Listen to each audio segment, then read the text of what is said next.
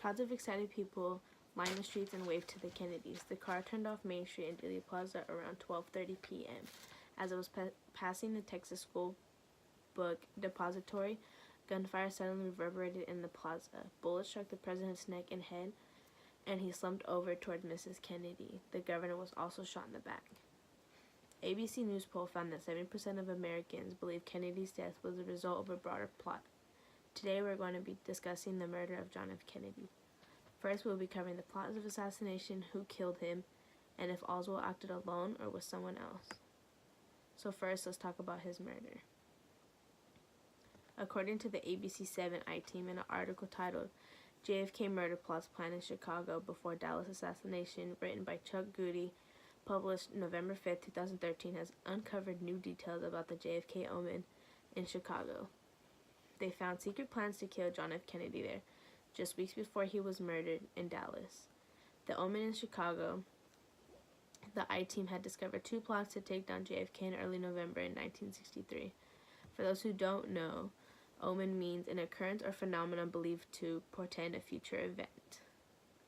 And according to the Chicagoan and former John F. Kennedy bodyguard, and from these FBI and secret agent reports obtained by the I-Team, it is clear there were 2 plans by different groups intent on killing the president in Chicago weeks before Dallas. So now that we looked at the first plot of his murder, let's take a look at the second. In October of 1963, the White House had publicly announced John F. Kennedy's plans to fly into Chicago on November 2nd. Echeverria had made mention that a plan was underway to assassinate President Kennedy, and it was going to be successful. We're going to get him, that's what he said a bolden John F. Kennedy, Secret Service agent. So now that we looked at 2 different plots of his murder, let's see if the person convicted actually did it. Lee Harvey Oswald was sought out to be the murderer of John F. Kennedy, or is that so? No one is sure that he actually killed the president. John Keeneland, author of Praise from a Future Generation and the Assassination of John F. Kennedy and the First Generation Critics of the Warren Report, published in 2007, said that independent analysis of facts surrounding that day on Dealey Plaza clearly shows that there is a conspiracy theory. The 121 Dealey Plaza witnesses whose statements appear in the commission's published evidence, 51 by count, said gunshots came from the right front. And from the right front, that is. From the infamous grassy knoll, only 32 thought shots came from the building, while 38 had no opinion.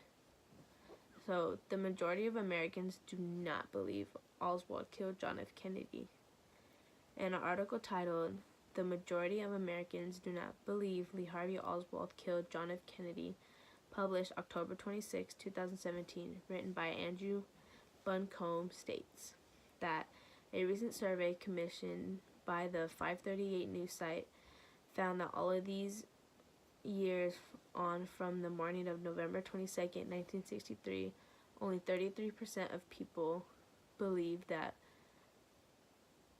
the finding of the official Warren Commission, which concluded in 1964 that Oswald alone was responsible for Kennedy's death, and a total of 61% believed that at least one other person was involved. So that is 61% over 33 of like a lot of people, and that's a very big statistic with the president and his murder. Like 61% compared to 33% is actually a really big chunk. So we really don't know the whole story of his assassination. Now we have more insight on what happened leading up to the weeks of his death. So today we went over the plot of his murder and people who may or may not have done it. So I hope I've given you some thought on this theory, but in all sense, it's just a theory and nothing is what people say they are. And the government's out to get everybody. Thank you.